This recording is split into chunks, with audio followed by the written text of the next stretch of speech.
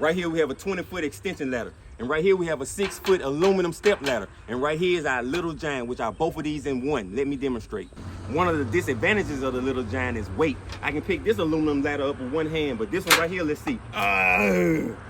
This is a heavy duty ladder, so you can be rough with it. I'm pressing my hinge buttons in order to access my step ladder. I can raise the height of my step ladder by pressing my rock lock levers on both sides, sliding my rails, and making sure that my levers snap back into place. I can extend the feet of my ladder by pressing on this lip, and it also retracts with this lever. You never want to stand on your last rung. From our step ladder position, we can turn our Little Giant into an extension ladder. To extend my ladder, I'm going to press my lever, bring it up, depress it, lay it down. Simple. Build.